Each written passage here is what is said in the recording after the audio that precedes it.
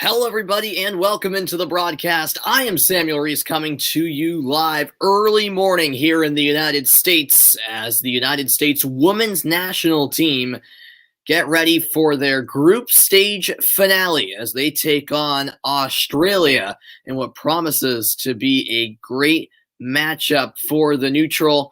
And I will get right into the starting lineups for this one. The U.S. and Australia both on 3 points heading into the match.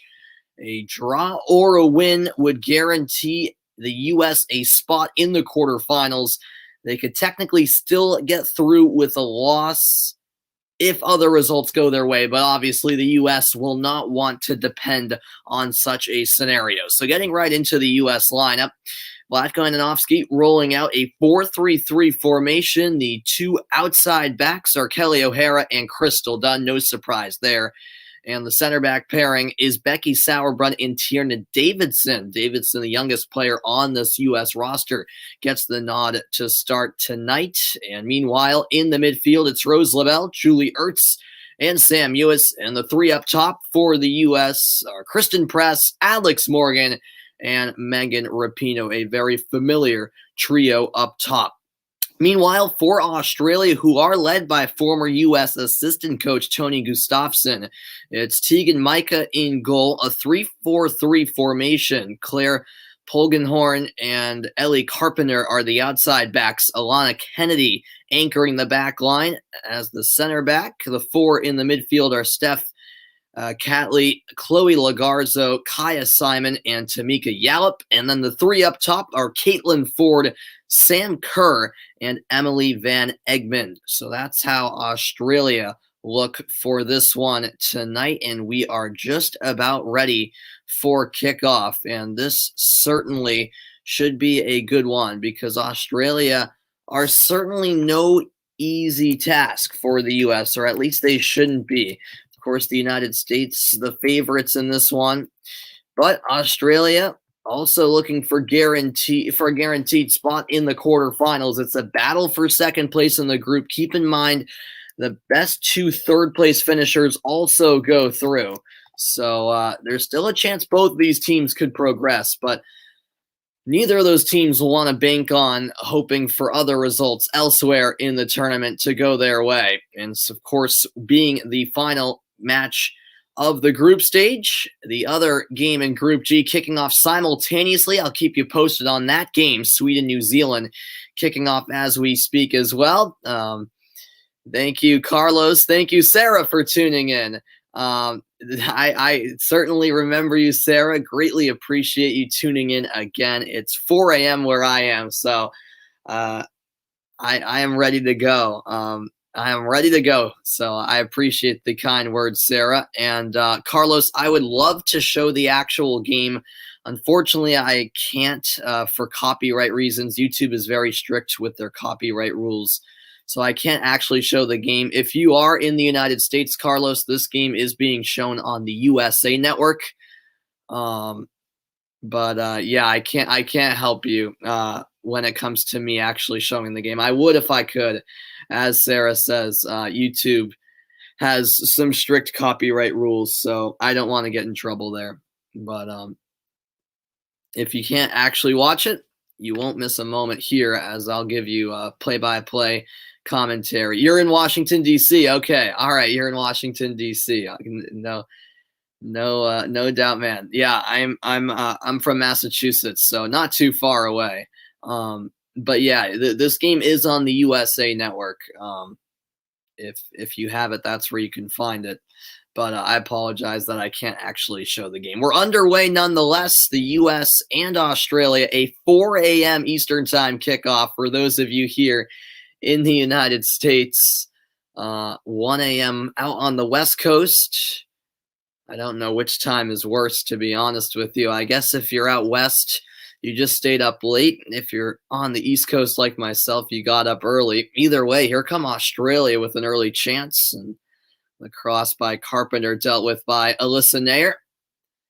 It's a 5 p.m. local time start in Kashima, Japan. This game about 70 miles outside of Tokyo, and it is one of the few venues where fans are permitted a very small amount, but there are some spectators, some local spectators from Kashima in attendance, which is great to see. So there is somewhat of an atmosphere, which we didn't have in the U.S.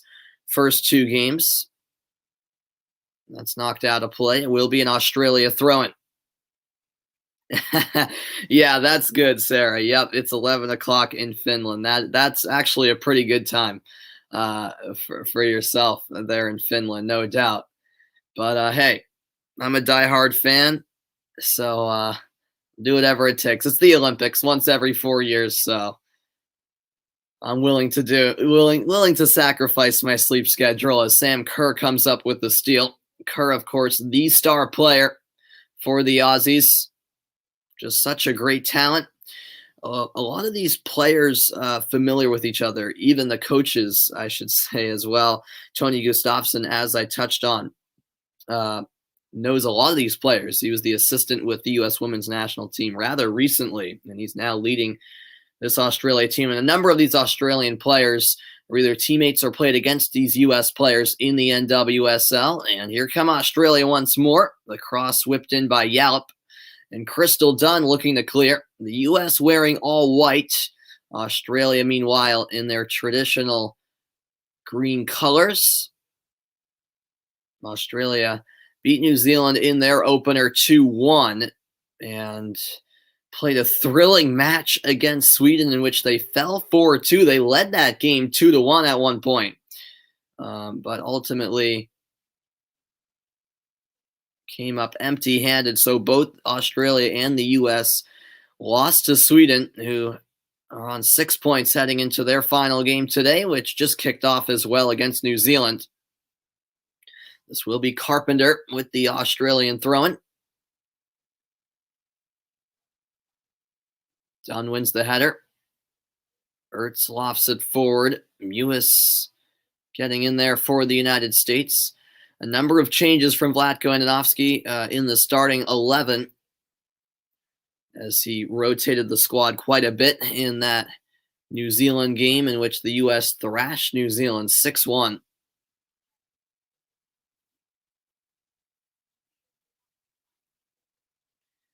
And so Milana Kennedy will find Tegan Micah. Thanks so much, everyone, for tuning in, particularly those of you like myself in the U.S. Thank you. Is it Kardik for joining the broadcast? I hope I'm pronouncing that correctly. How did the USA lose to Sweden? I mean, they just didn't show up on the day, really. And Sweden were really good in that game. But yeah, the United States just had a horrible performance in that opening game against Sweden. But yeah, I'm not really, well, it's surprising that they lost in the first place, but I'm not super surprised that Sweden beat the U.S., but I am surprised by, in the fashion they did, 3-0. It wasn't even close. So yeah, it was a baffling opening game for the U.S., but they've bounced back since against New Zealand, and we'll see if they can carry that momentum into this one.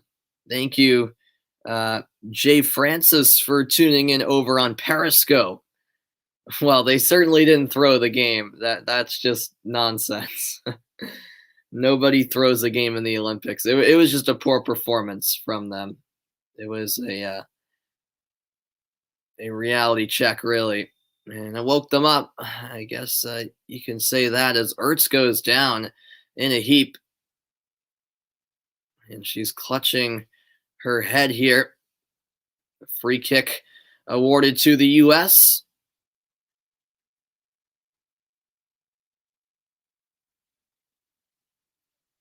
She seems to be all right. Of course, Ertz, one of the leaders of this United States team. Becky Sauerbrunn, the captain, but if there was such thing as an assistant captain, Julie Ertz would certainly be just that. You hope they lose to begin with. Why is that? Are you not from the U.S.? Here is Tierna Davidson back to the ball. She knocks it out of play. It will be a Kerr throw-in. Who's most likely to score, Kartik? Morgan, Rapinoe, or Press? Honestly, I'd go with Press. I'd go with Press. Kristen Press scored against New Zealand um, before the tournament. I thought coming in, Press would be the leading scorer for the U.S. Um, I mean, all of them can score in any minute's notice, but I'm going to go with Press there. And now here come the U.S. Breaking free is Alex Morgan. This could be a chance, maybe a breakaway. Morgan shot, though, straight to the keeper. It's a real missed opportunity. Tegan Micah faces her first test, and it's really an easy save as Morgan might have been just off balance slightly as she released the shot.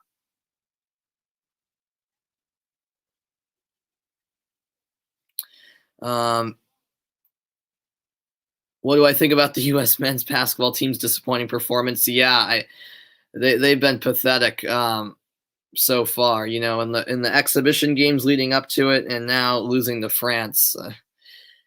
I mean, yeah, it may be the end of America's dominance. I just think this team in particular is just pathetic. I mean, I know it's not our best team, but they're just soft. There's no true leader on the team. But yeah, the rest of the world is getting better at the same time. That's certainly a part of it. Full-flesh American patriot, then why would you root against them? Here is Megan Rapinoe down the left wing, and she's closed down by Ellie Carpenter. Stabbed away. It will be a U.S. throw-in. 9 minutes gone. Yeah, Kristen Press was really good at Man United this past season. She was. Yep, when she was healthy and on the pitch, she certainly made an impact. It's great to see some fans in attendance in Kashima. Sam Mewis will chase this ball down. The cross is intercepted in Australia. Looking to work it through the back, but Crystal Dunn's there with the steal. The pass was just off the mark, and it couldn't be settled by Kristen Press. And who was the last touch off of? The answer is Australia. The U.S. playing with some urgency to start. They want to set the tone with an early goal. We're 10 minutes in, no score. And that ball played too far ahead for Kristen Press. Goal kick for the Aussies.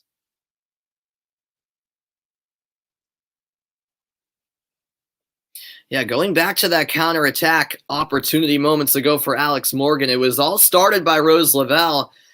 And then Morgan, yeah, she was just slightly off balance when she took the shot, and it was really a disappointing end result on what looked like a promising opportunity early. We are in the 11th minute. And now Australia looking to pose a threat in the attacking third. And Yallop was hit hard after the pass was released. Foul called against Crystal Dunn.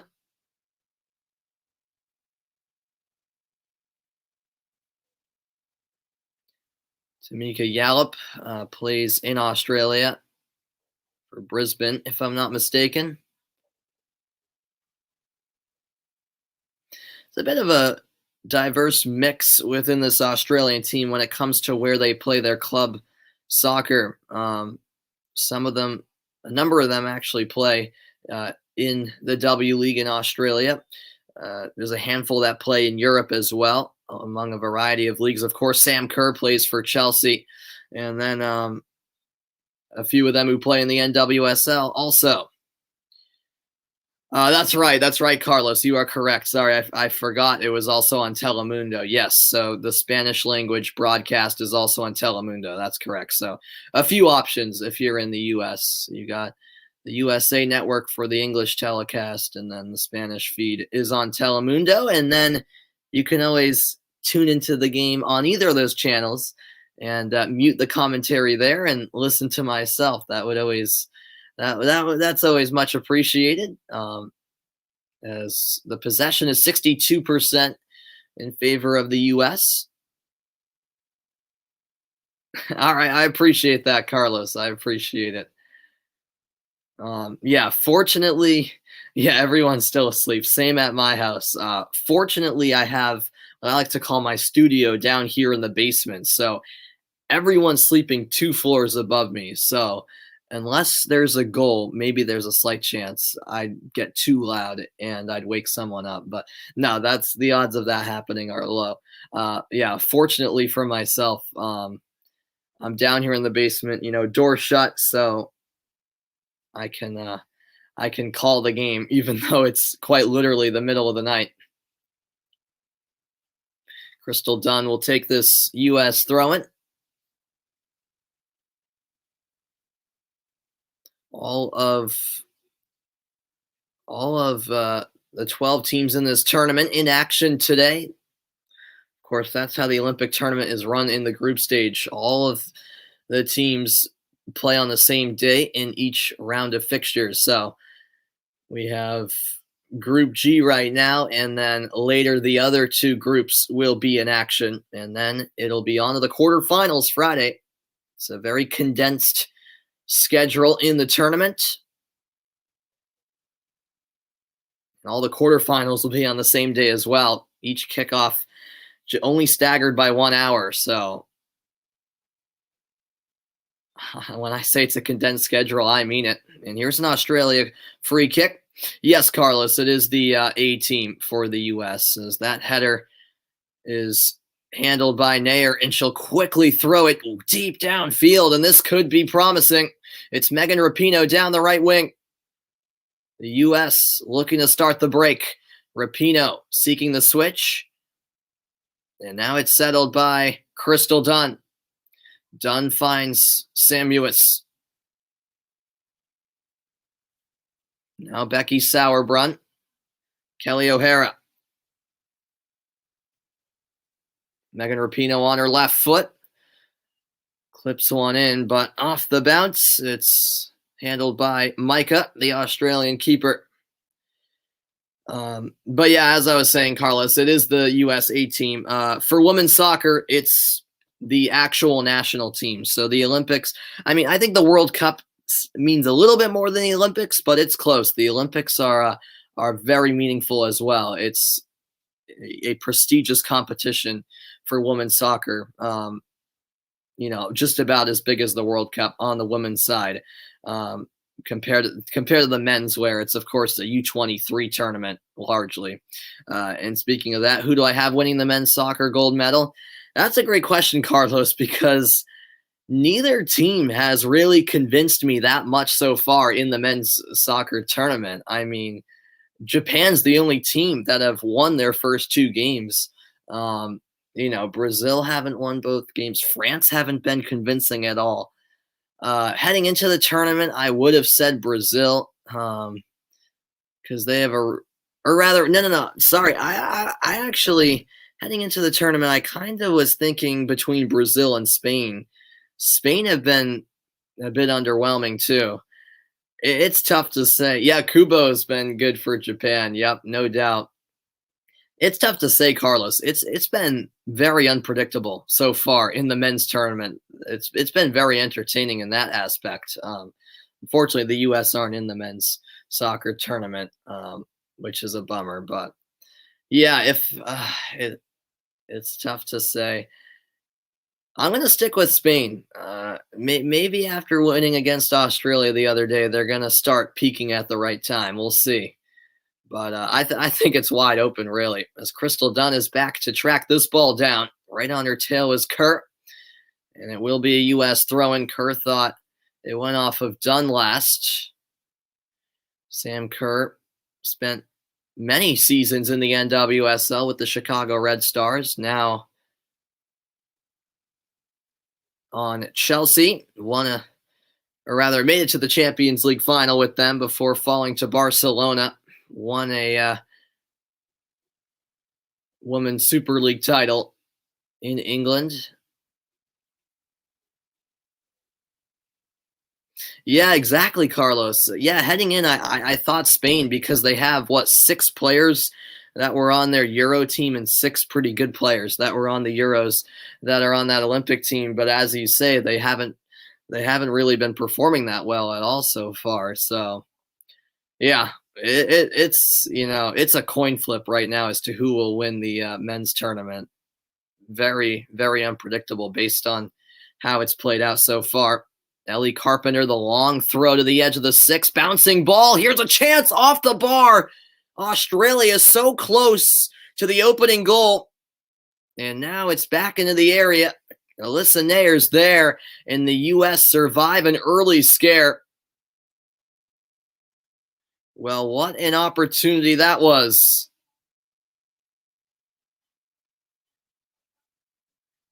And the U.S. survive a let-off there. And now Australia once more bringing the ball forward. The U.S. certainly getting a wake-up call as that cross is blocked by Rapinoe. 18 minutes in, we're still scoreless, but it could be 1-0 Australia. The crossbar was there to save the day for the U.S. You're cheering for the USA from India. That's awesome, Kartik. Yeah, I know. It's too bad that India, aren't that great at soccer. Yeah, exactly. Hopefully, in the future, things can improve when it comes to Indian soccer, as Yallop will win a corner kick for Australia, and they've been the ones on the front foot these last few minutes.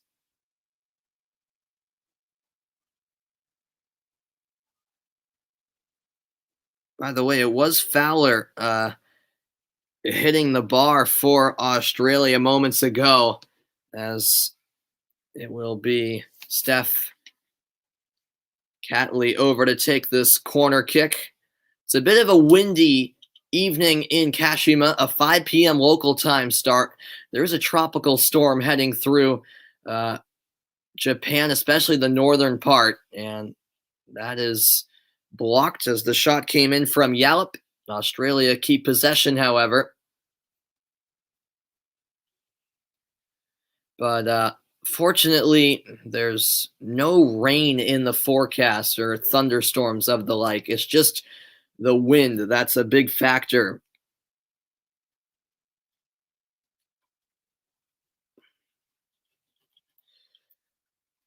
India will be a soccer superpower one day. Hey, you never know. You never know. Yeah, they do have the population. That is true. Hopefully the U.S. can become a soccer power one day as well on the men's side.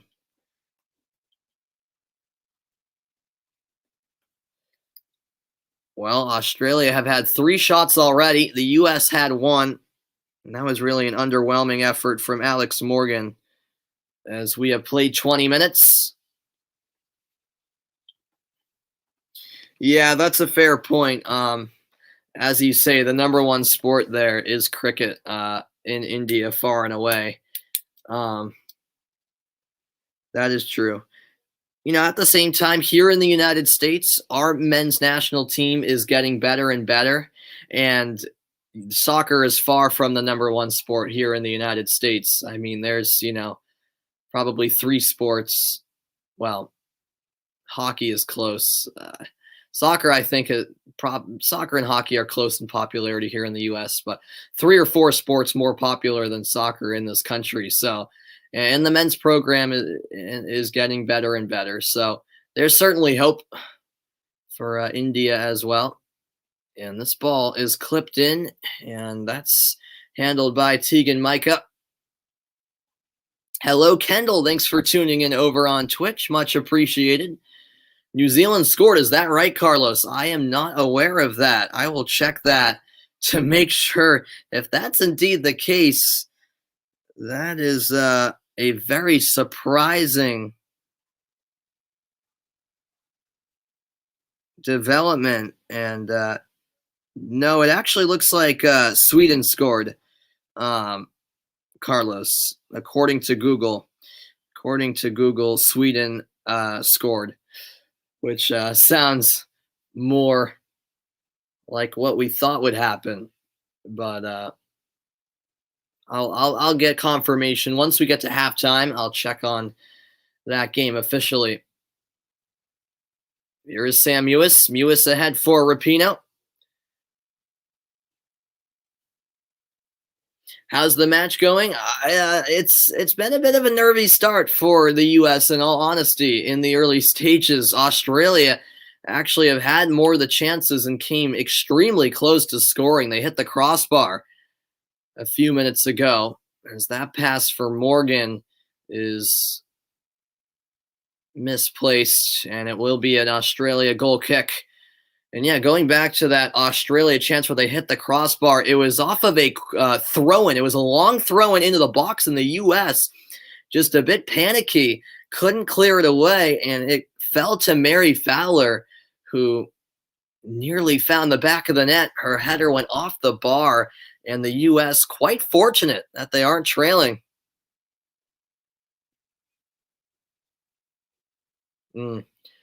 Yeah.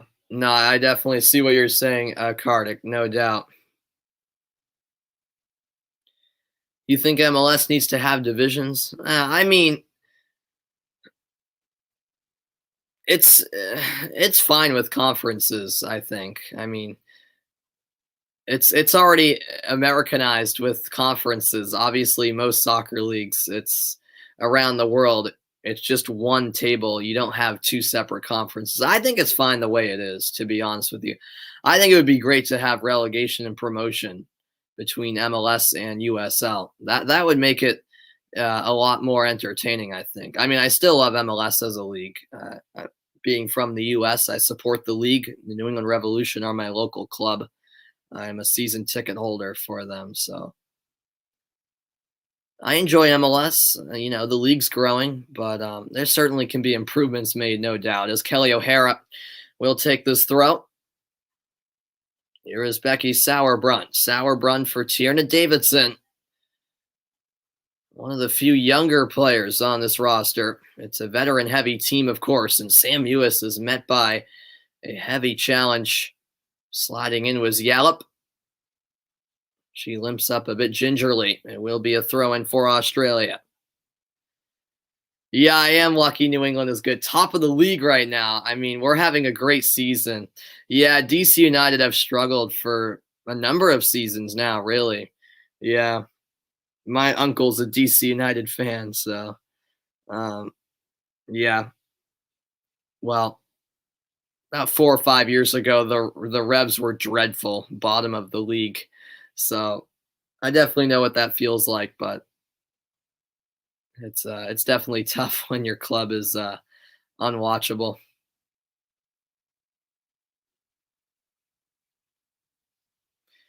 Yeah, that's an interesting question you bring up, Kartik. I'm not sure. I'm not sure. It might, but I don't know if it plays that big of a role, in all honesty. But it's an interesting point you bring up. I never really thought about that. Yeah, they do keep wiping the ball down, Carlos. They do. I noticed that as well. Yeah, the ball boys and ball girls on the sideline are consistently wiping down the ball. I suppose I think it rained earlier in the morning, maybe. So the conditions might be a little bit wet, even though it's clear now in the evening in Kashima. Here is Rose Labelle, and the U.S. just continuing to lack that final production, and it's another pass off the mark. They just haven't been on the same page. The midfield and the front line just haven't been able to connect at the moment. Thank you, Sierra, for joining the broadcast. Much appreciated. Oh, you don't have cable anymore.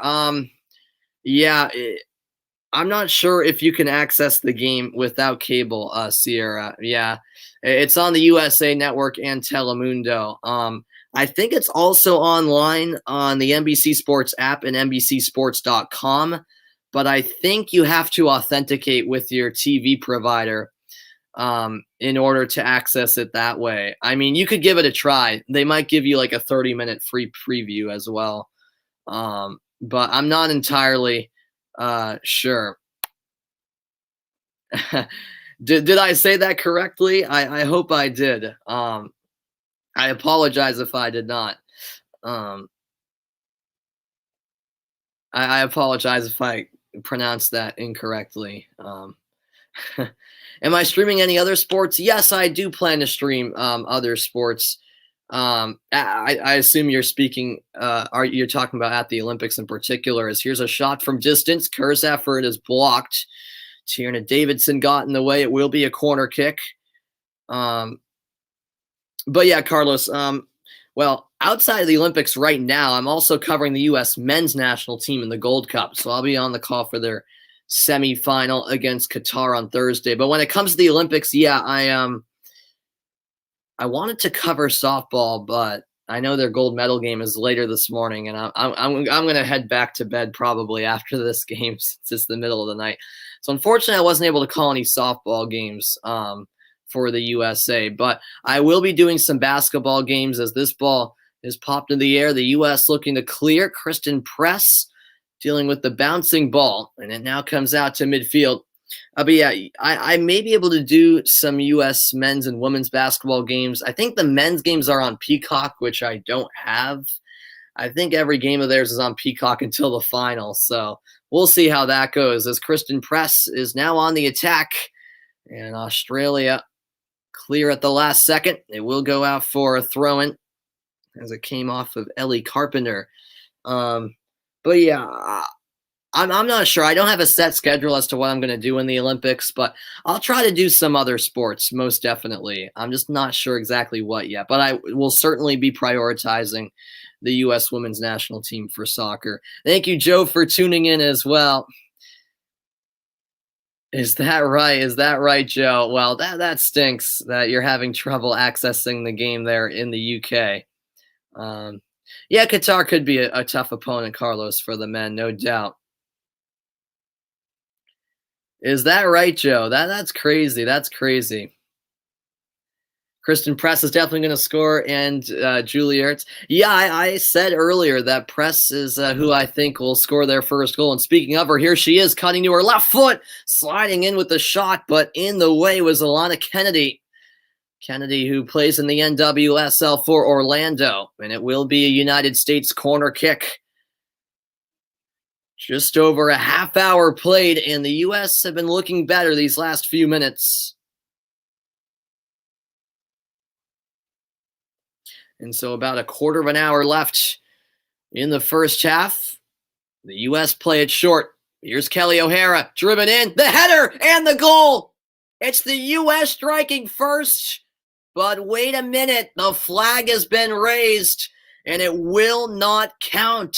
Alex Morgan thought she had the opening goal, but the assistant referee was there to spot the offside. Let's look back at the replay. Oh, no. Looking at the replay, that looks just onside from the original angle. I think it might have been on. Well, VAR will certainly have a look. Alex Morgan was certainly pleading her case. And let's see here. VAR intervening, and this will be an important review. It is being checked indeed, Carlos. But yeah, the first replay they showed, it looked like she was kept on by the defender closest to the camera on the near side of the pitch. And so what will be the decision? A pivotal decision.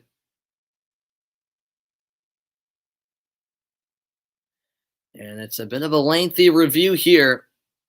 And now another look at it. Was her shoulder just offside? Well, the player who perhaps kept her on was Emily Van Egmond, but the call is confirmed offside. So it's upheld the original decision. The assistant referee did get it right. And that second look, it looked like Morgan's left shoulder might have been just offside. In the end, there just wasn't enough evidence to overturn the decision.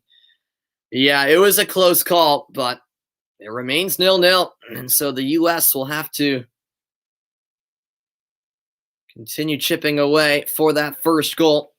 Of course, in that game against New Zealand, they had a hat trick of offside goals in that first half. But if I remember correctly, 2 out of the 3 decisions were quite obvious. And the other, I believe, was the right call ultimately. But still, the U.S. are scoring as many offside goals this tournament as actual goals, it feels like. Crystal Dunn back to Alyssa Nair.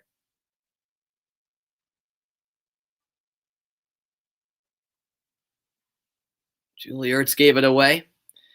And now it's Van Egmond back for Tegan Micah, the Australian keeper. Oh, wow, it's 2-0 Sweden. All right, thanks for the update, Carlos. So it looks like Sweden are handling business against New Zealand with ease. No surprise there. And here come Australia down the left flank. The cross delivered. Dunn is there, and it will be a corner kick conceded. It was whipped in by Catley on the far side. A dozen minutes to play in the opening half. Thanks, everyone, for tuning in. No matter where you are here in the U.S., it's the middle of the night or early morning, however you want to define it, a 4 a.m. start here in the Eastern time zone. 1 a.m. out west. 5 p.m. local time in Japan. 13-hour time difference between Japan and the Eastern time zone here in the States. Here is Nair. She'll quickly throw it out, but it's straight out of play. She was looking for the outlet in Megan Rapinoe, but just rushed a little bit too much. And Carpenter takes the throw in to restart play. Still no goals from Kashima. The U.S. just need a draw to secure a quarterfinal berth because they do have superior goal difference to Australia. But, of course, they'll want more than just a draw. Here's Kristen Press. Press back to Sauerbrunn. It's 2 p.m. in India. Yep. So that's definitely a reasonable time for you guys in India. It's quite literally the middle of the night here. Pitch dark outside. 4:36 a.m. 10 minutes to go in the first half. On the ball is Sauerbrunn, the captain of the United States. Sauerbrunn did not participate in the New Zealand game, got some rest. Of course, it's a very demanding schedule with a game every 3 days. So Sauerbrunn ready to go this evening. And that's played too far ahead of Mewis. We've seen that kind of pass time and time again, and the connection just hasn't been there. All right, there we go, Carlos. You're giving all the updates around the Olympics. I appreciate it, man. Poland up in beach volleyball right now.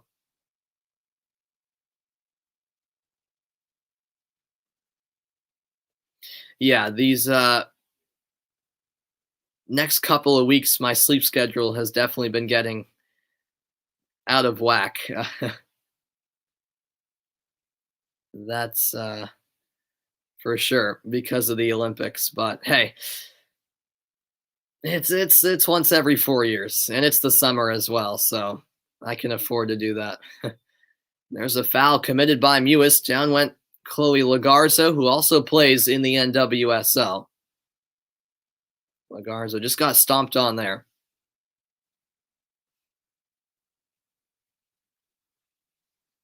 37th minute, final stages of the opening half. Your favorite event so far has been skateboarding? Yeah, I saw a little bit of the skateboarding. Yeah, it's, of course, a brand new Olympic competition. Yeah, it was pretty good, pretty fun. You know, I like in the Olympics watching some sports that I don't traditionally, tune into and aren't traditionally on TV, really. And it's Catley delivering. And it's left by Lavelle, scooped up by Nair.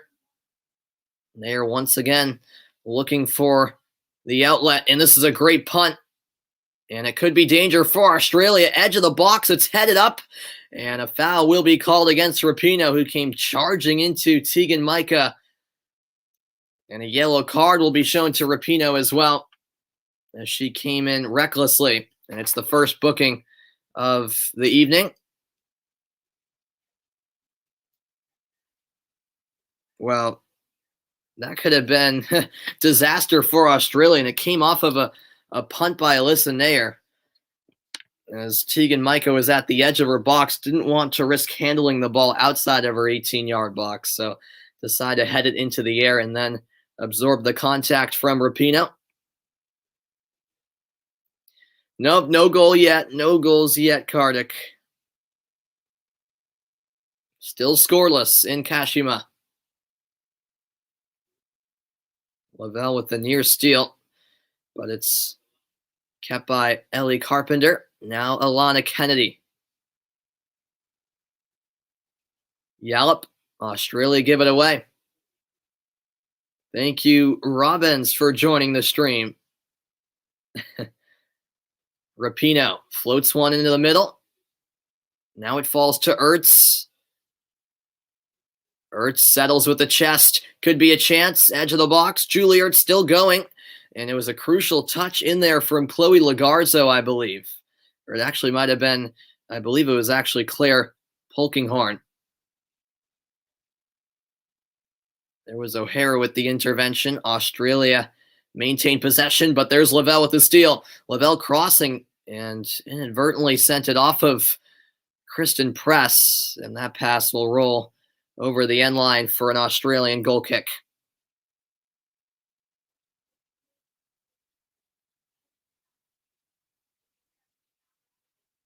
Just over 5 minutes left in the opening half from Kashima. Final group game for both teams.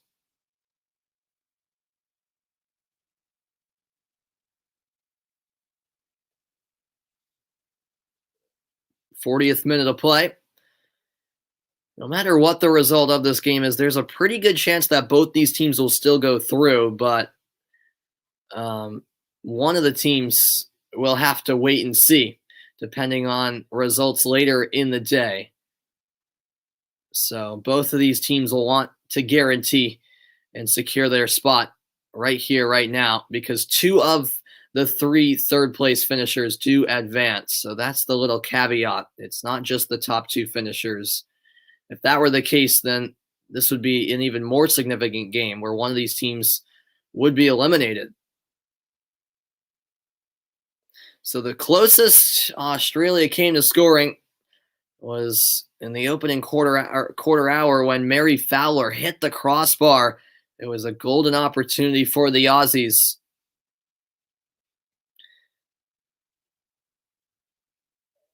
A reminder that coming up, it's the halftime show. Make sure you stay tuned for that, as I will be breaking down all of the first half action in this one between the United States and Australia. No goals yet, but certainly plenty to discuss.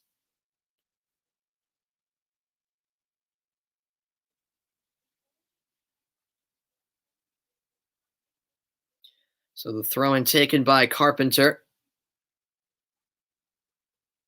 Kaya Simon took a fall, but no whistle. And Tierna Davidson has it.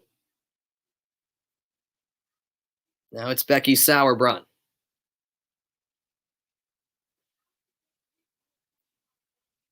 O'Hara back to Sauerbrunn. The United States very patient at the moment in possession. In stepped Fowler, and it will be a throw-in to Australia. So Australia applying the pressure, and it pays off.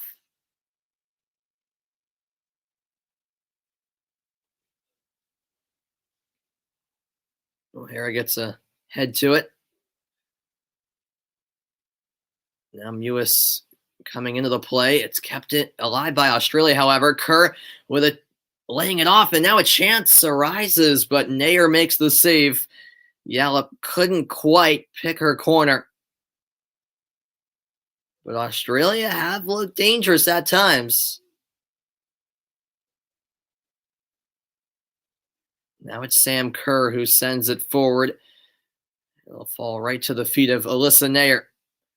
Hasn't been, you know, called upon to make a huge save yet, but she has been involved on a number of occasions so far. Australia have had some chances as we reach the 43rd minute of play.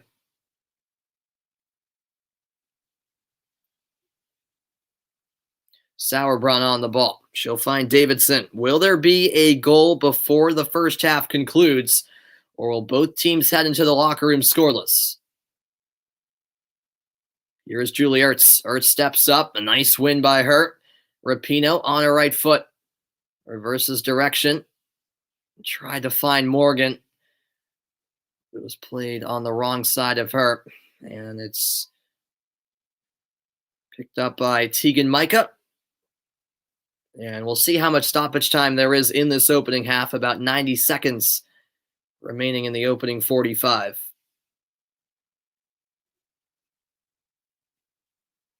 This could be a chance. Sauerbrunn under pressure. And Kaya Simon was right there for Australia with a chance. And it's in behind by Sauerbrunn for an Australia corner kick. There have been moments where things have been a bit uncomfortable for the United States defense. And so over to take the corner is Steph Catley. It'll be a left-footed in-swinger.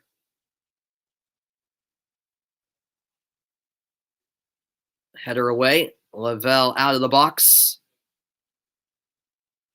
But now sent back towards the 18-yard box by Carpenter, and Julie Ertz with a timely tackle. Still the U.S. finding a bit of trouble clearing. Now it comes out to Alex Morgan. Australia once more in possession.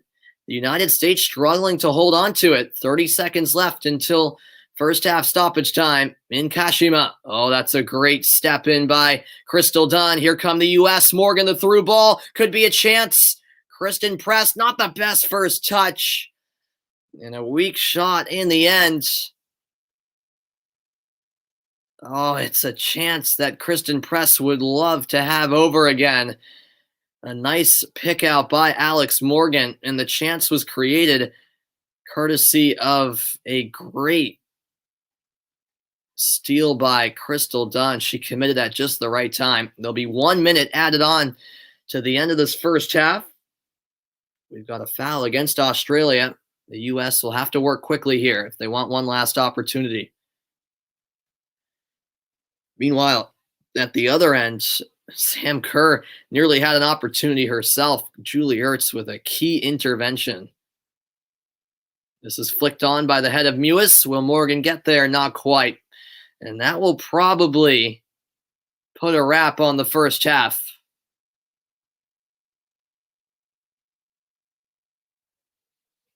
We shall see. What's going on? Is it Mika? Hope I'm pronouncing that correctly. Thanks so much for tuning in. It's 4:46 in Santiago, Chile. That's awesome, man. Yep, same time where I am here in the United States. And yes, go USA, absolutely. And so that is all she wrote in the first half. The whistle comes, and 45 minutes in the books from Kashima, Japan. It's the United States of America 0, Australia 0, scoreless at the break. A lot of adjustments to be had for Vlatko and Danovsky. And so, looking at the match statistics, the shots actually 5-3 in favor of the Australians. I'll break down all of the first half action after a quick break. The halftime report is on the other side. Don't go anywhere. It's 0-0 after 45.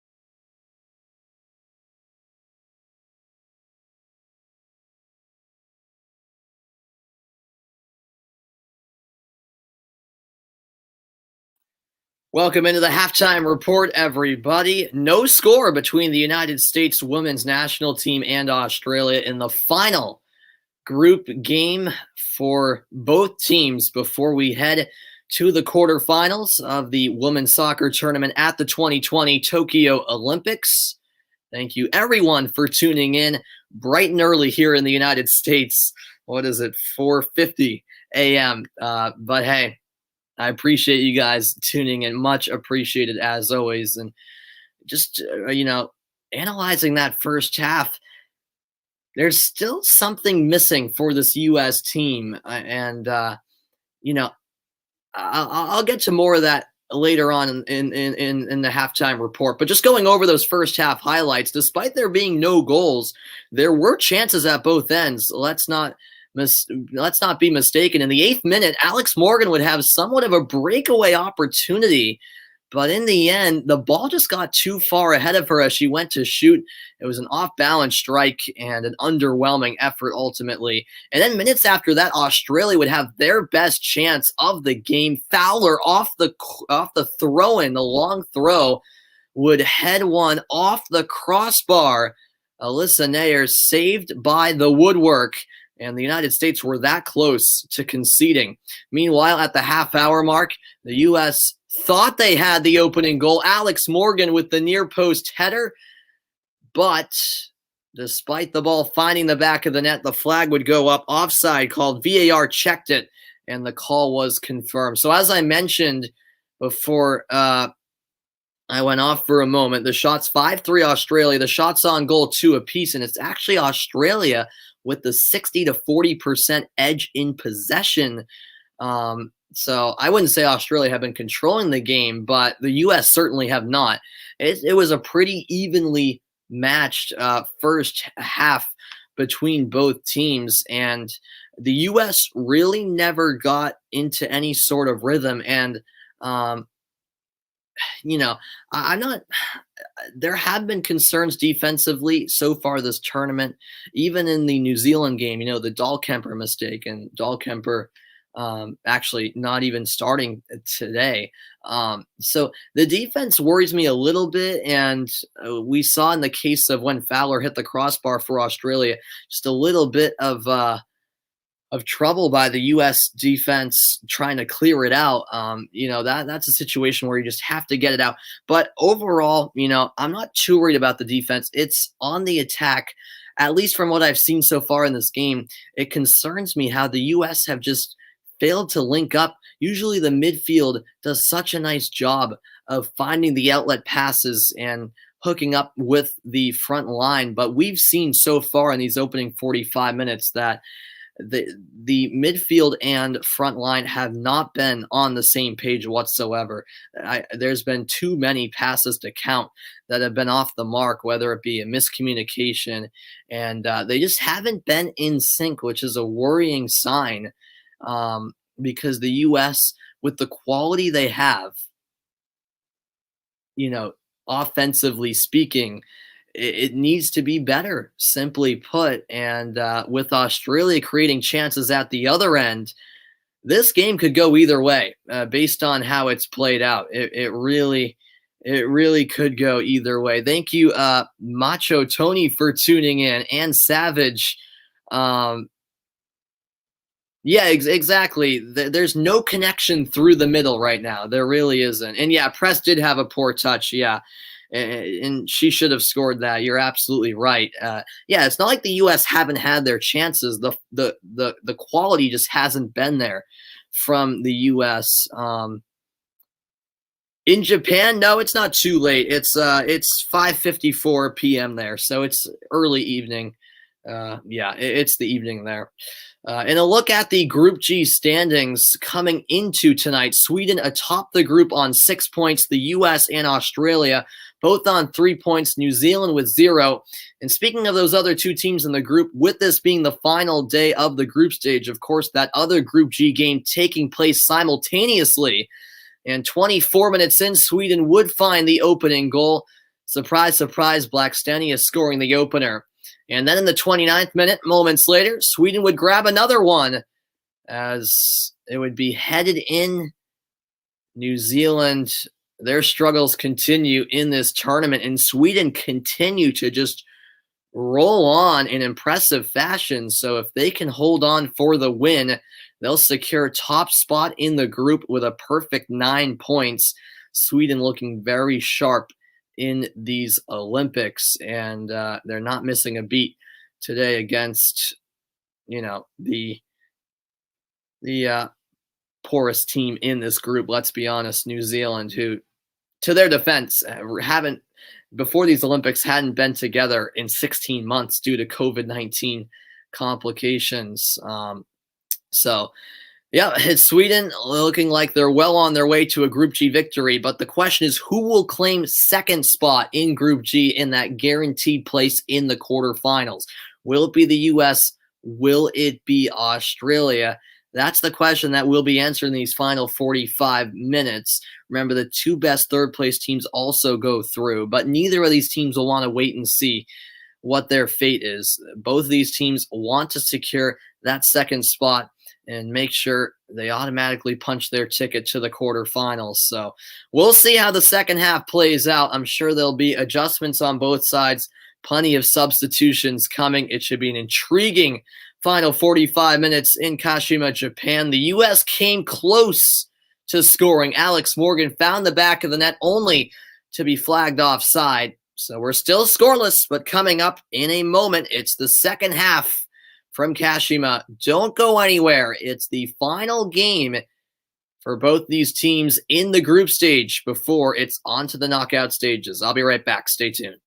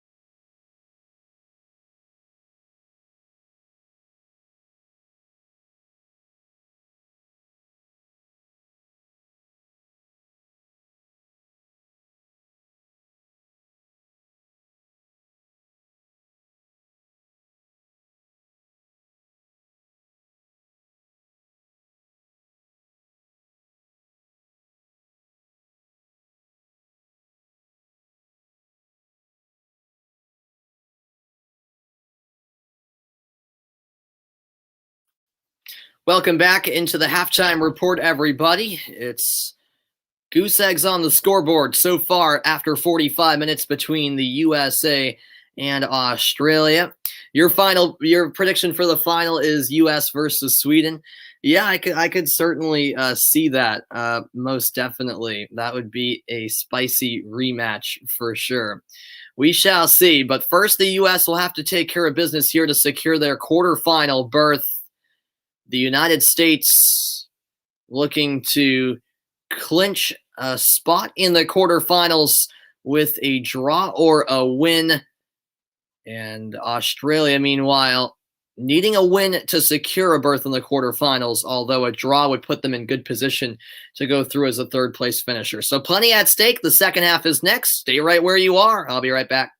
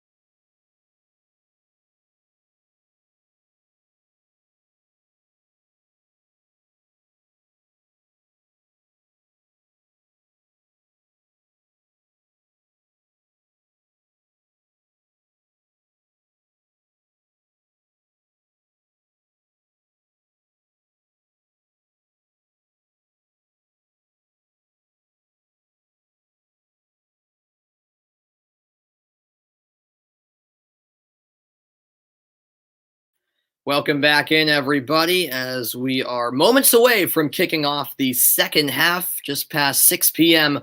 local time in Kashima, Japan, just past 5 a.m. here on the east coast of the United States. For those diehard fans tuning in, greatly appreciated. 0-0 the score, and both teams are back on the pitch, ready to go. As I mentioned at the top of the telecast, there are albeit small, but still spectators allowed at the stadium in Kashima, Japan. Of course, in Tokyo and in a lot of the venues in the nearby suburbs, fans are not permitted, but there are a few venues that are allowing spectators, and Kashima is one of them, which is about 70 miles outside of Japan's capital. And even though I don't know the exact amount allowed inside the stadium, probably just a couple thousand by the looks of it, but it's still something. So you love to see that. Meanwhile, the United States break out of the huddle. Australia are ready to go as well. And here we go. Should be an intriguing second half. Final group game for both teams. And we'll see how it all plays out. The U.S. kickoff. They're in white, attacking from left to right in the second half. Australia attacking from right to left in their traditional green colors. The U.S. immediately go forward, but it's shortly thereafter given away. That's been a common storyline so far. And now this ball played over the top, but the header won by Tierna Davidson. Now it's Sam Ewis driving forward for the USA. Rapinoe, one-time cross, but it's well beyond everyone. And it will be, in the end, offside, actually, against Rapinoe. If this result holds, the USA will finish second and advance to the quarterfinals. And Australia will have to await their fate, although 4 points as a third-place finisher should very well be enough to get them through, I'd have to think. Remember, the two best third-place finishers out of three advance as well, since it's a 12-team field, which then gets cut down to 8 for the quarterfinals. So it wouldn't be the worst result for either team, but, of course, each of them going for the win. Here is Steph Catley.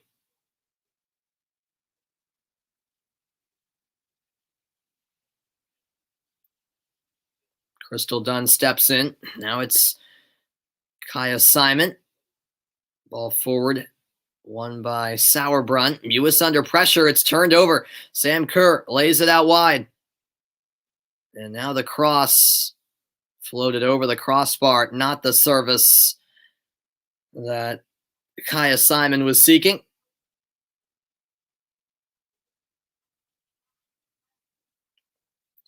Just underway in the second half of play. We await the first goal of the evening in Kashima.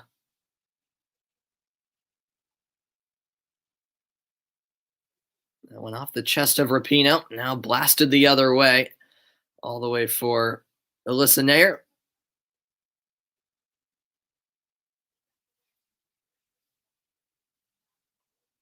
Sauerbrunn finds Davidson. Now Dunn on the left side.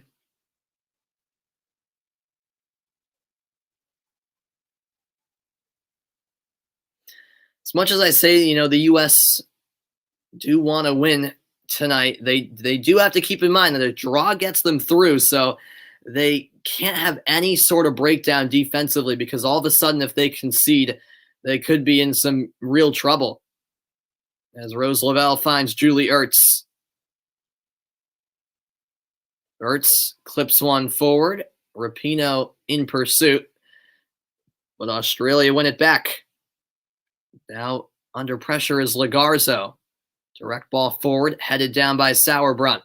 O'Hara ahead for Ertz. And now back for Lavelle. Rose Lavelle will reset. It comes back for Alyssa Nair.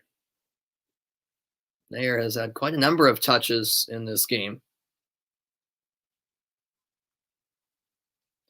And now it's Sauerbrunn. Ball forward. Kristen Press on the run. And she'll commit a foul. A little nudge from behind to Claire Polkinghorn. Polkinghorn, I should say. Say that 3 times fast.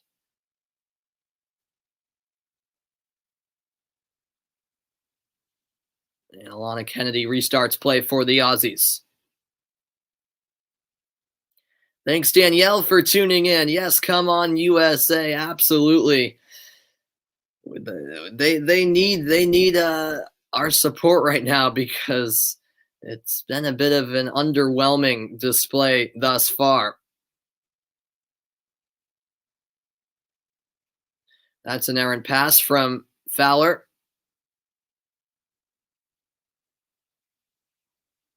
The U.S. with the throw-in. Julie Ertz sends one high into the air. And Alex Morgan called offside.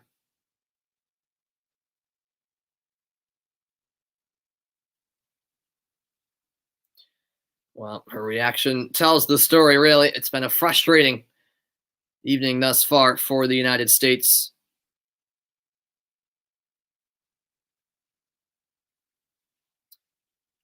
As Polkinghorn takes the free kick. And Australia, you have to think, has the U.S. right where they want them.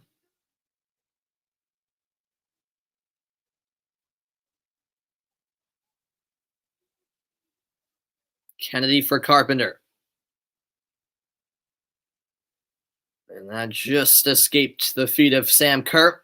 Right idea from Australia. As Nair finds Tierna Davidson.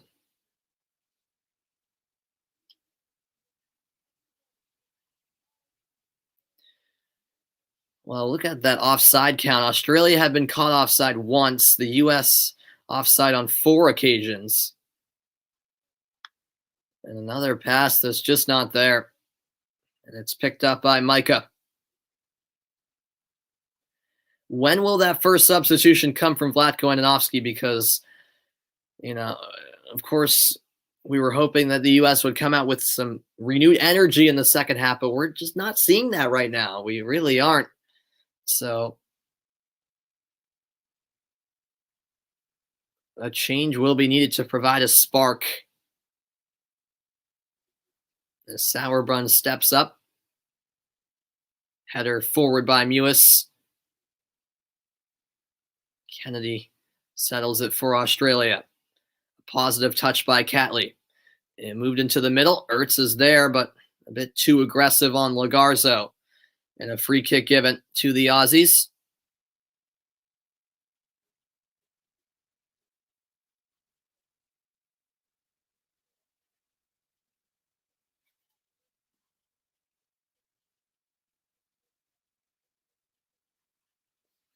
Former U.S. assistant coach Tony Gustafsson, now the Australia head coach, providing orders from the touchline.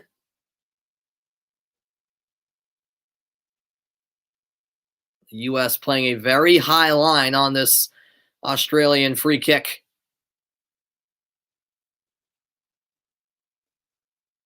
The arm is raised, and now the free kick delivered, and unable to get there was Polkinghorn.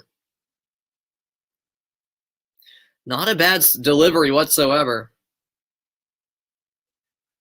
But that high line pays off ultimately for the United States, and a goal kick it is.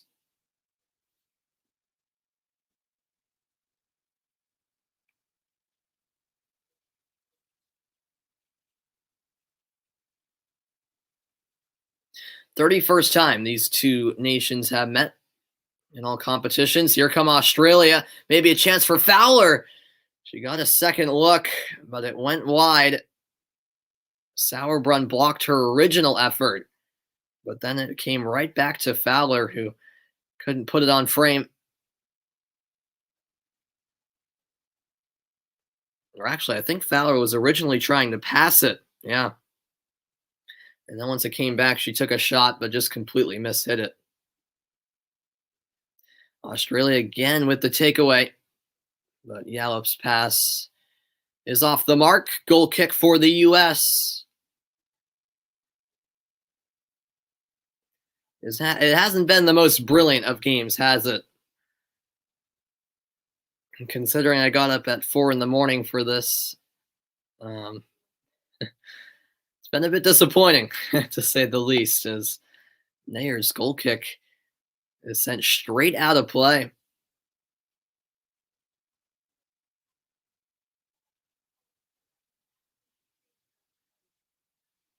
Here's Julie Ertz. Kristen Press now, forward for the USA. Press still going. Can she get around the defender? Yes, she can. Now she holds and went for goal ultimately. Made the wrong decision at that point in time. She had options to her right. She got around Carpenter, then held up. That's when I thought she'd played across, perhaps trying to deceive the goalkeeper in Micah, but Micah wasn't fazed one bit. And now it's played into space. Here's Simon. Simon, the shot, sliding in with the block was Tierna Davidson. She saves the day for the U.S. as Australia nearly had a golden chance in transition. Yeah, I know, Carlos. An opportunity like Press had moments ago has to be put away. No doubt about it. Yeah, the United States just have not been clinical in the attacking third. Catley will take the Australian corner, as she has all evening long. 10 minutes gone in the second half. 35 to play in Kashima. Catley, the in-swinger. Morgan got ahead to it. And now O'Hara away. The U.S. will move upfield. It's now all the way back with Micah. She sends it forward, and the U.S. back in possession. This is Julie Ertz. Ertz finding Megan Rapinoe. Now Sam Ewis. She'll leave it. U.S. throwing. The U.S. now trying to catch Australia a bit off guard. Quick throw and taken. Ewis lost sight of the ball for a moment. That was an uncharacteristic turnover. It was won back by Lavelle and a handball called on Mary Fowler.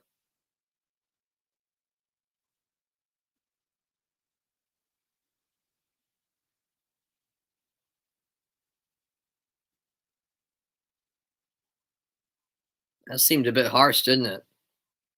I mean, there wasn't much Fowler could do there. It struck her left arm, yes, but it was right at her side. Certainly not in an unnatural position by any means.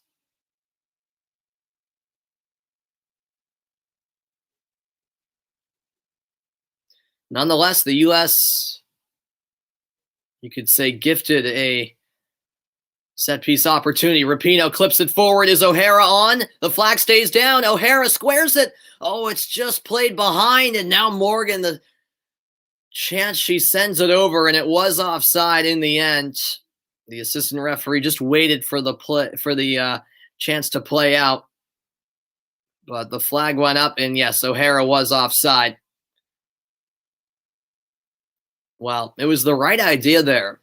Rapinoe with a cheeky little pass, but Australia held their line well. Vlatko Andonovski in disbelief on the sideline as we enter the 58th minute of play and still waiting for that breakthrough goal.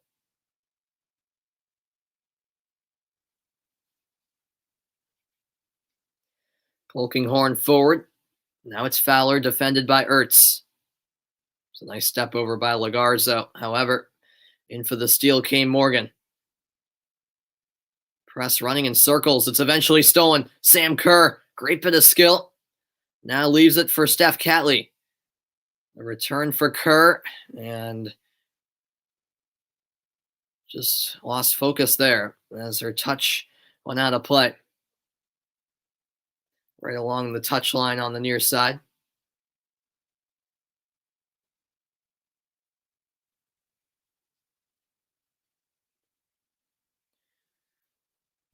Polkinghorne with it for Australia.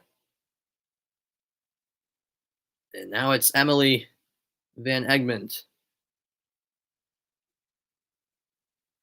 The possession hasn't changed much since the halftime, I should say. 61 to 39% in Australia's favor.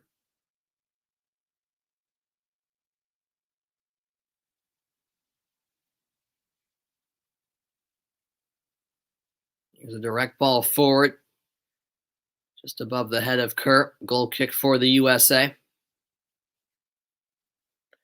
And it looks like Tony Gustafsson is set to make his first substitution in a moment's time. Not quite yet. We also await Vlatko Ananovsky's first change of the evening. Crystal Dunn finds Megan Rapinoe. Rapinoe. Oh, trying to find the run of press at the back post. Once again, it was the right idea, but the execution just not quite there in the end. And it will be an Australia goal kick.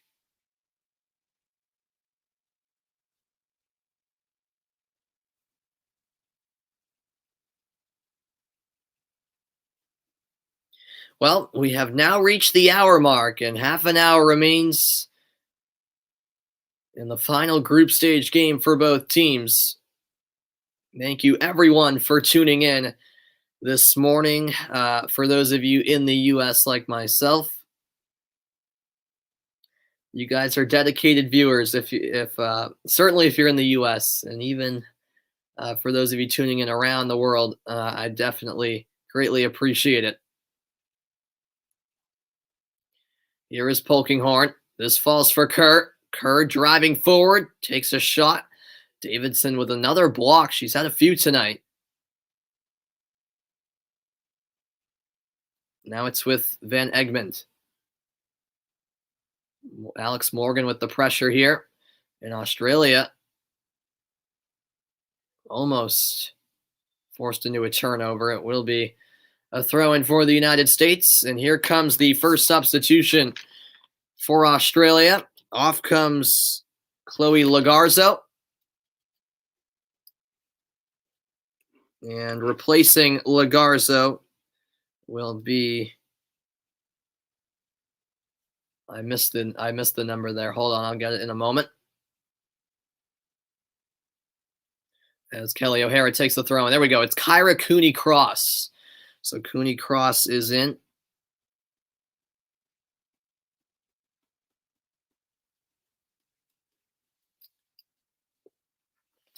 And we'll see how many more minutes until the U.S. make their first change. Remember, 5 substitutions permitted.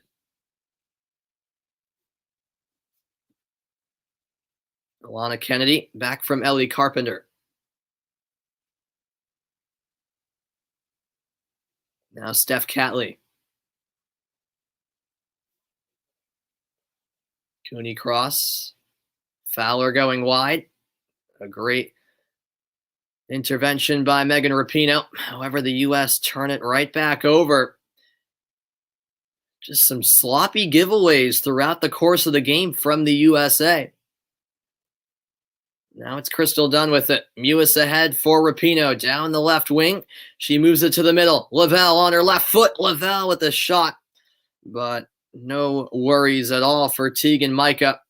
It falls right into her hands.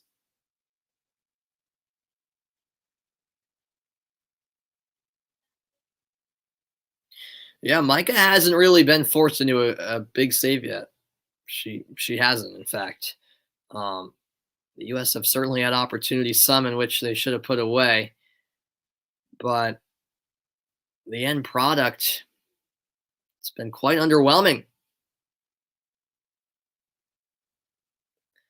But we'll see. We'll see how these final 27-plus minutes play out. Here's Lavelle. Lavelle forward. Lifts it ahead, trying to link up with press, but off her line was Teagan Micah. And she is there for Australia.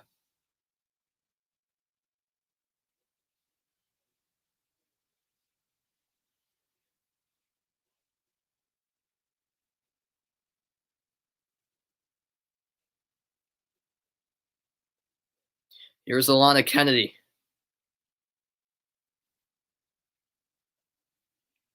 Now Polkinghorn. Kennedy again, 64th minute of play.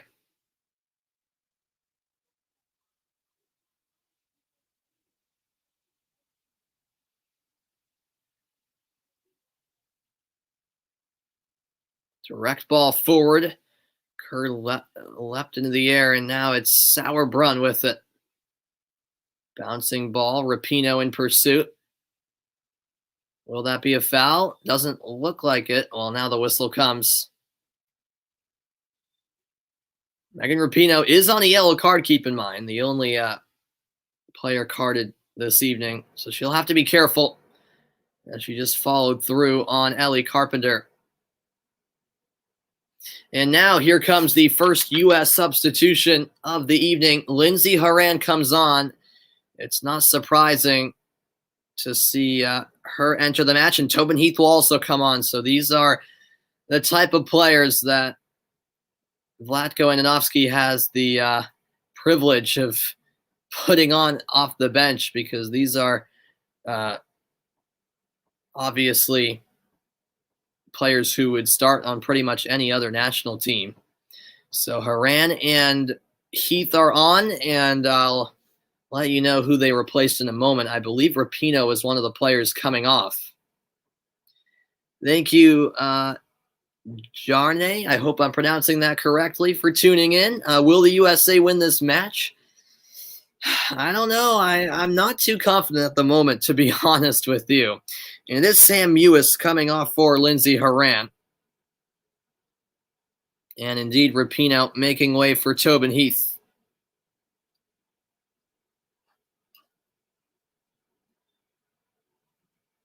The first two substitutions made by Vlatko Andonovski here at the 65-minute mark.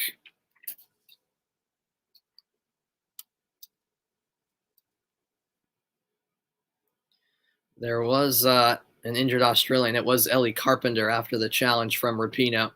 She appears to be all right. She re-enters the pitch. What was I going to say?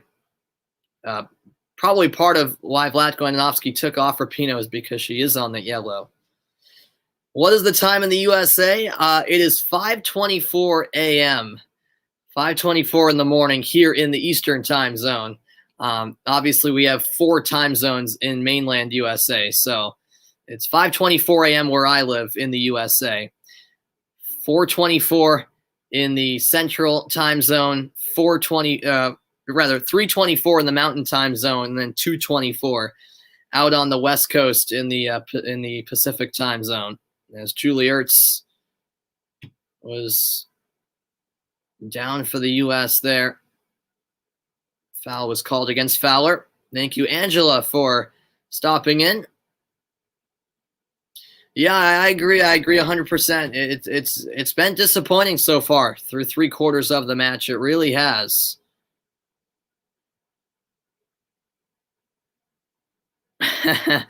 Yeah, thank you. Is it Vasilena for tuning in? Once again, I apologize if I'm incorrectly pronouncing your names. Definitely let me know if I am completely butchering your name. Trying my best, as Australia are keen on making another change shortly. Keep you posted on that. We're 3/4 through the match, just over 22 minutes left, plus stoppage time, of course. And on the ball here is Claire Polkinghorn.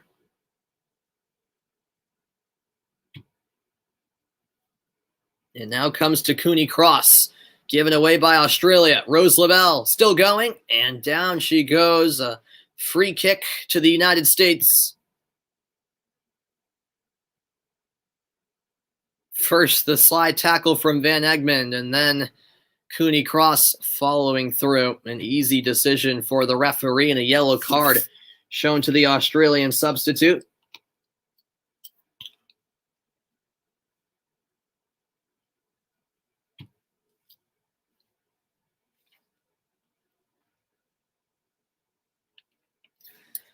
And so can the United States punish Australia from this free kick?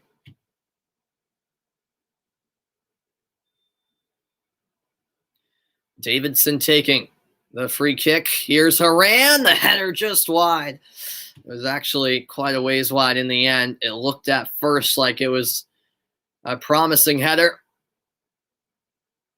Haran just couldn't steer it on frame. But she's certainly lethal with her head. We all know that. She, of course, scored a header, if I'm remembering correctly, the other day against New Zealand. And I'm a big fan of Haran personally. I'm a bit surprised to see her on the bench to start this game, in all honesty. But she certainly can be the type of player that makes an immediate impact off the bench. 70th minute of play in Kashima. Polkinghorn for Catley. Back for Claire Polkinghorn. Haran wins the header. Lavelle looking for press. She finds her. Press lifts the ball in behind. This is Tobin Heath. Heath, who came on moments ago, delivers the cross. The header away. Sam Kerr tracking back for Australia. And now it's Sauerbrunn on the ball for the United States. Wide it comes for Kelly O'Hara. Heath tripped, it appeared, but the 1-2 works, and O'Hara will win a corner kick. The last touch by Steph Catley. This is better from the USA.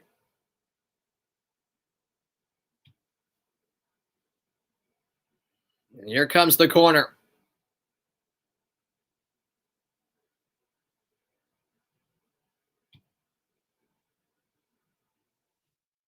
It's played short as press finds O'Hara. Clip to the back post. Ertz back for Haran. Her strike is blocked. It looked like Kaya Simon got in the way. Now it's Lavelle. Couldn't connect with Haran. And there's a heavy tackle. And a yellow card will come out. Rose Lavelle is booked.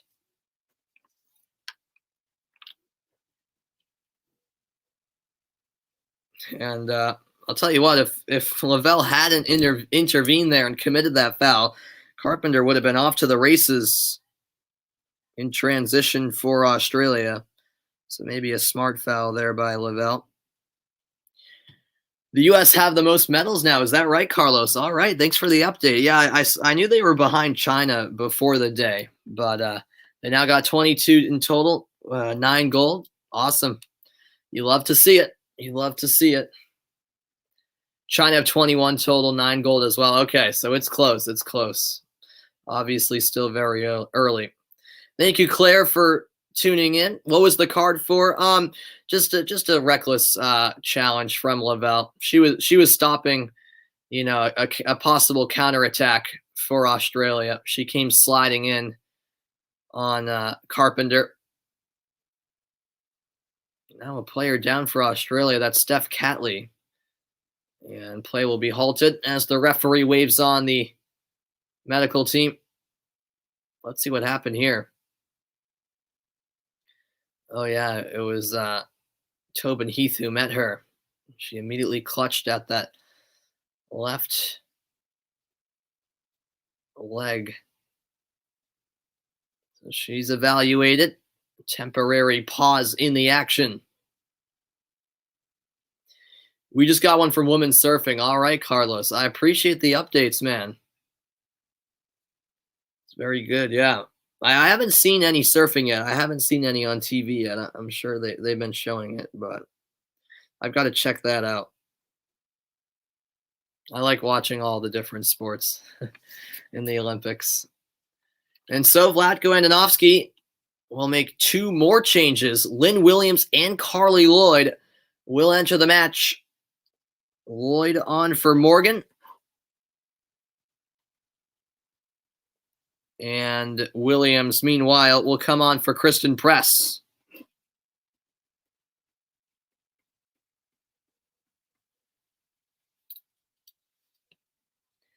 Thank you, Carrie, for watching.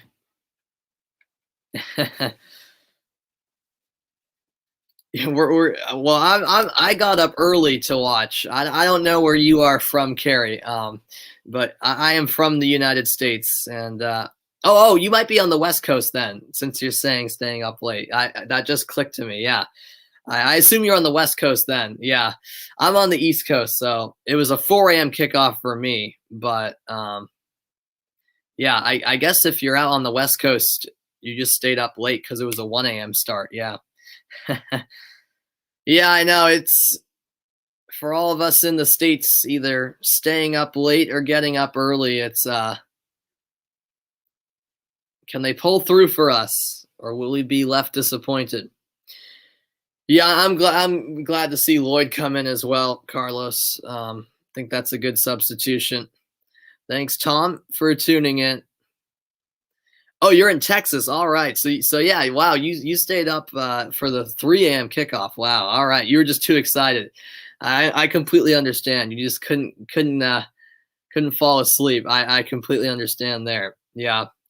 Yeah, I'm from Massachusetts, so I slept for a little bit. Yeah, yeah, 3 a.m. when it started. Yep, right. Yeah, it was a 4 a.m. start for myself. So, but no, you're certainly one of the dedicated fans, no doubt. Will it finish 0-0? Yeah, it looks like that's a possibility right now. 15 minutes remain.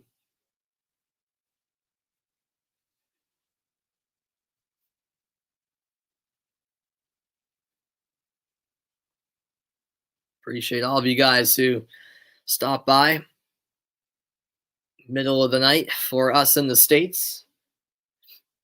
Here on the East Coast, the it's actually sunrise right about now, so starting to get light out a little bit outside. So it's at least feeling a little bit more like a reasonable hour. With it now is Alana Kennedy. Yeah, of course, Carrie. Definitely glad to do it. I enjoy it a lot, so it's my pleasure. Thank you for tuning in. Now it's Polkinghorn. Aerial battle. Becky Sauerbrunn wins it. And now here's Lindsay Horan. Horan ahead down the line for Kelly O'Hara. There's space.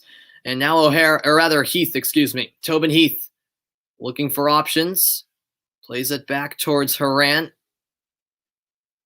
And now she'll move it into the midfield. It's returned to Lindsay Horan. Now Kelly O'Hara.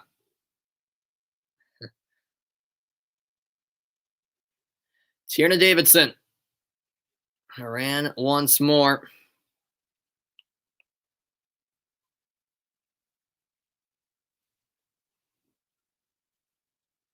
Sauerbrunn, the captain. 13 minutes plus stoppage time. No goals still. Sauerbrunn out wide for Kelly O'Hara. Back it comes for Sauerbrunn. O'Hara unable to connect with Horan. And now it's Catley down the left wing. O'Hara did well, earning a U.S. throw-in.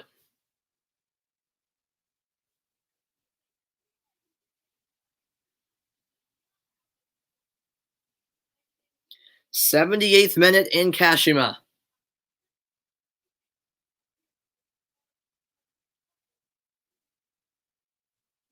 Davidson finds O'Hara. And now Becky Sauerbrunn. O'Hara again, and Lavelle lost it. Taken away by Cooney Cross. Cooney Cross went down, no foul. And here's Ertz forward for Lynn Williams, her first touches since coming on.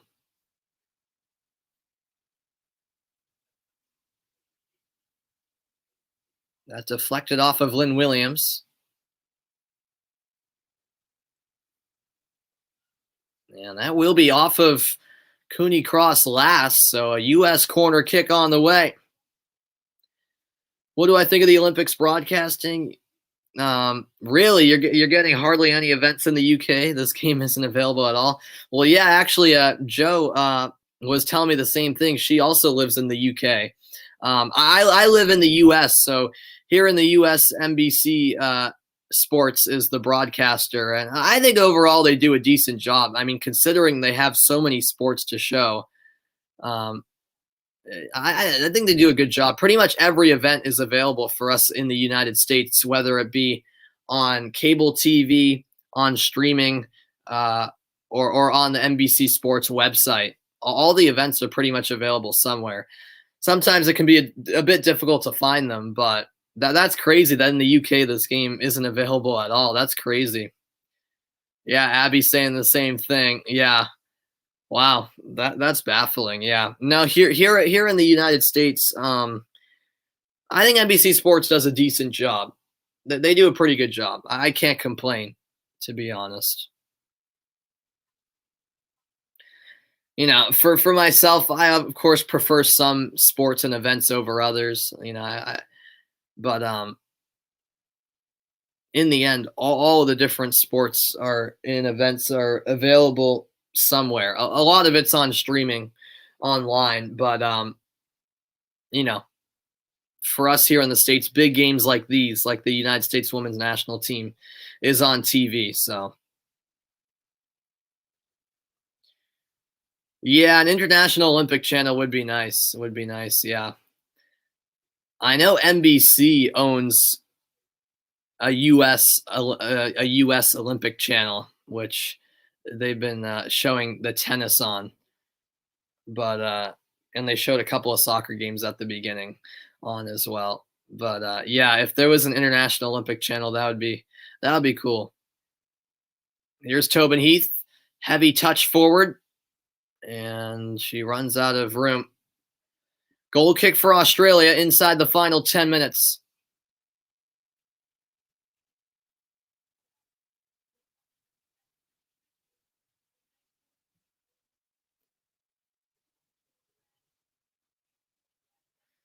Really, Abby? Wow, that stinks. Yeah, that's too bad.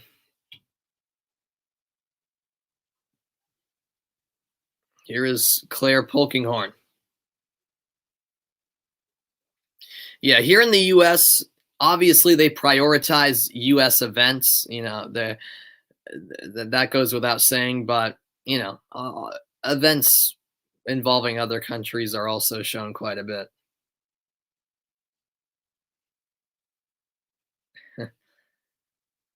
At least you were able to get it, Joe, through all that hassle. Yeah, the game definitely has slowed down. Yep. I guess so. Yeah, I mean Australia, even though a tie would mean they finish third, 4 points will surely get them through. There's no way 4 points will not get them through because the two best third place finishers go through. So even so, it should still be enough for Australia, as this will be a throw in for Australia. 83rd minute now.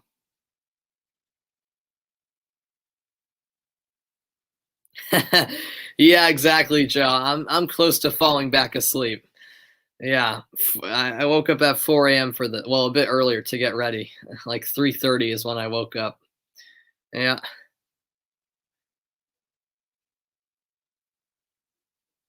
Here's Kaya Simon.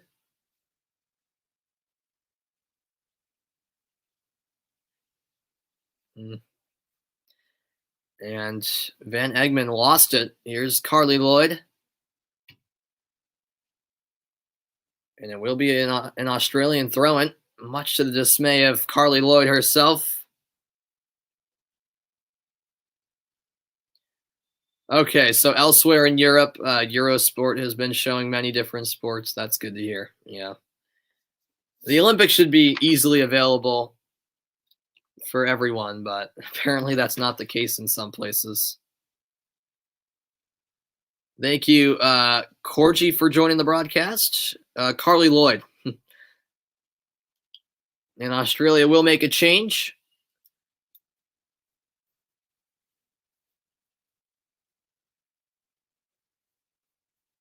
And it is Kaya Simon coming off. And it's Emily Gielnik replacing her. And it looks like Simon has a bit of an injury as well.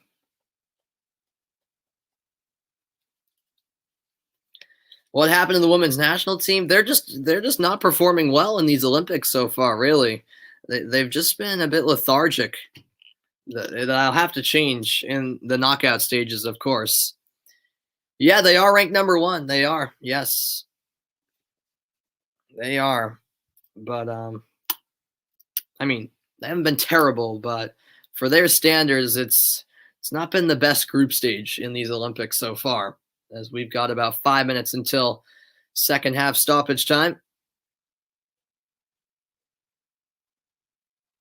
On the ball now is Polkinghorn.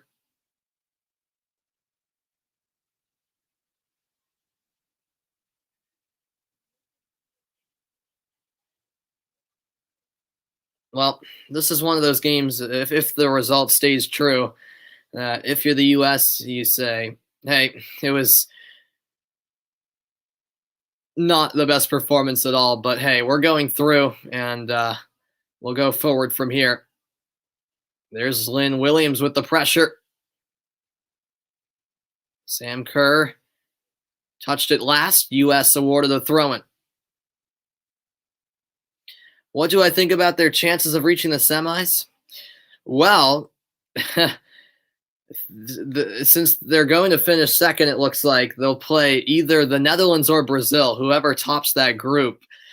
So either opponent, whether it be the Netherlands or Brazil, that's going to be a tough matchup.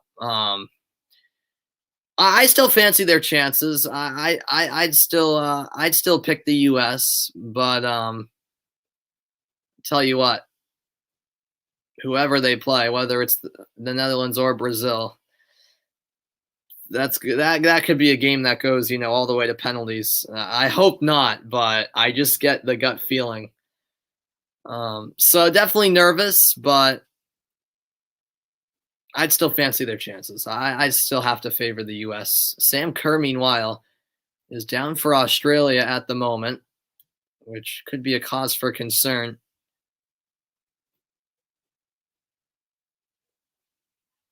Yeah, throughout the full game so far, the U.S. have just not gotten into any type of rhythm whatsoever.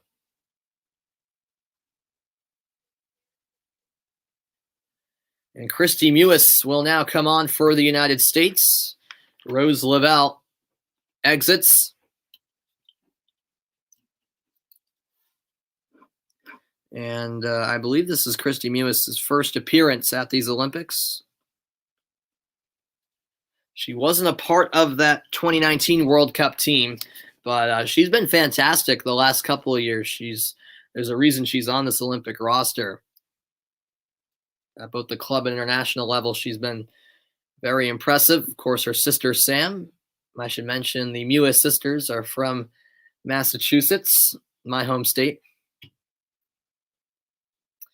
Yeah, I think so, Carlos. I think, I believe the women's gymnastics final is only on Peacock. Yeah, which is annoying, but yeah, a lot of the big gymnastics events are on Peacock. Yeah. No, the U.S. haven't been consistent. I had my hopes up after that thrashing of New Zealand, but it hasn't been the best output tonight. Here's Lindsay Horan. Horan clips one forward. That's settled by Ellie Carpenter.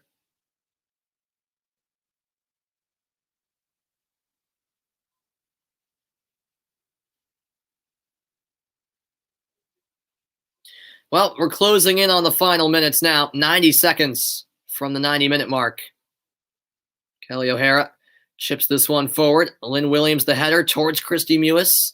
And there's the sweeping clearance by Australia. There will be a U.S. throw-in.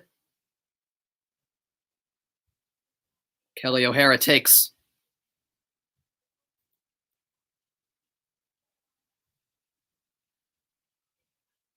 Haran to Davidson.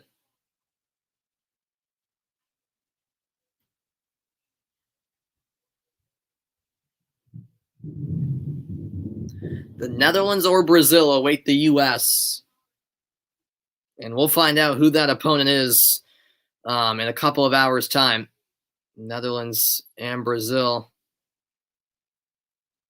in action later on tonight. Well, tonight in Japan. This morning here in the States.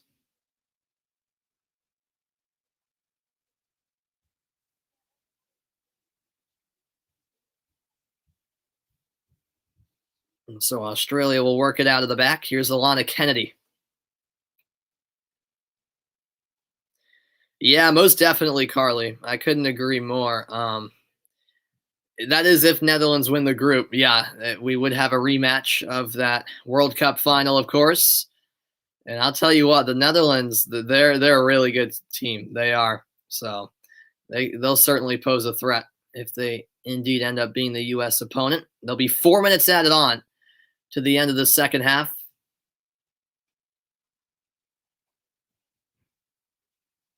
Ertz the header to Christy Mewis, and now it's Crystal Dunn.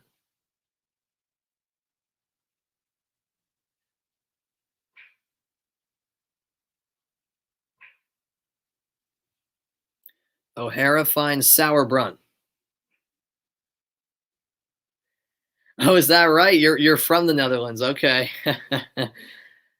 Yeah. Well, if you're from the Netherlands, I certainly wouldn't blame you for rooting for them. As Carly Lloyd made the run into the box, but Tegan Micah is out to claim that ball. We're now 3 minutes from full time.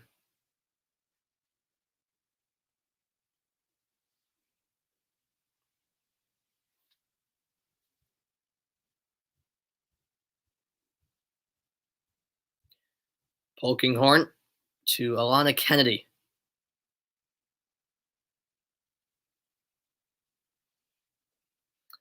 Indeed. Yeah, thank you, Hugh Tran, for tuning in. Yep. By the looks of it, it seems like we're going to end in a scoreless draw. But you never know.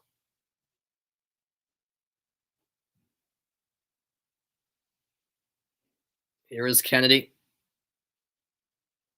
Australia just seemed content to keep possession at this point with 2 minutes to play.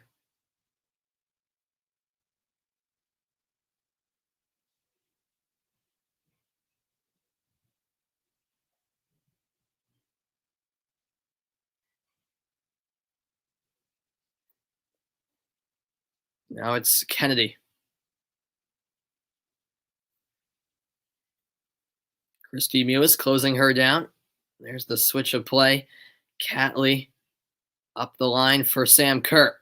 Ertz gets there first. Ertz and Kerr, former teammates with the Chicago Red Stars. Of course, Ertz still there. Kerr has since moved on to Europe to play with Chelsea. And that will be a foul against Carly Lloyd. Yep, she led in with the elbow there on Catley.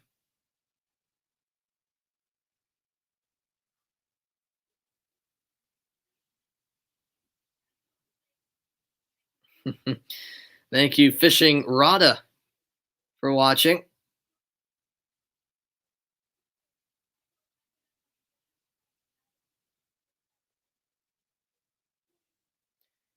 I mean, yeah, I wouldn't say it was a great attacking performance by Australia. I mean, both teams didn't really well in the first half there were chances, but neither Australia did have that one chance where they hit the crossbar. That was their really their only great chance. The US didn't have any great chances really. They wasted a couple of opportunities they could have put away. But neither goalie really had to come up with a big save tonight. So yeah, no, I'm not taking anything away from Australia. I mean, credit to you guys for getting the draw. No, I'm not. I'm a U.S. fan, but it's definitely. I'll definitely admit the U.S. were not good on the day, and Australia did what they needed to do, and that is it. It's all over in Kashima. Yeah, exactly. Fishing rod up.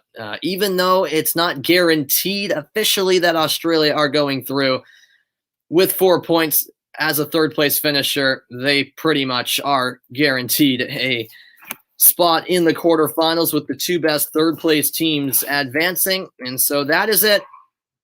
It ends in a scoreless draw. Yeah, absolutely. Respect to you as well, man. Bit of a disappointing game for the U.S. But hey, as I said, credit to Australia. You guys got the result you wanted. And yeah, we'll see how the rest of the tournament plays out for both of our teams. So as I mentioned, it ends 0-0. The shots 8-7 Australia. The shots on goal 4-2 in the U.S. favor. Australia had 5 corners. The U.S. had 3. Look at that. 6 free kicks for the U.S., 17 for Australia. The fouls 8-6 U.S. U.S. caught offsides on 6 occasions, Australia once. And so we take a look at the final Group G standings. Sweden finishes atop the group with 9 points. The U.S. also through to the quarterfinals in second with 4 points. And Australia, the third place finisher with 4 points. It's not official, but it looks like they'll be going through. And then New Zealand eliminated as they finish with no points. Well, I will see you guys next time. I believe my next broadcast will be Thursday night for the U.S. men's national team game in the semifinals of the Gold Cup. So I will see you guys next time and hope you guys enjoyed. I will be on the call for the U.S. women national team's quarterfinal game on Friday. The time is still yet to be announced, but no matter when it is, I'll be on the call for it, and no matter who their opponent is. Yeah, absolutely. Thank you, everyone who's been a part of the broadcast. Enjoy the rest of your day. It finishes the United States 0, Australia 0. Despite the result, the U.S. are through to the quarterfinals.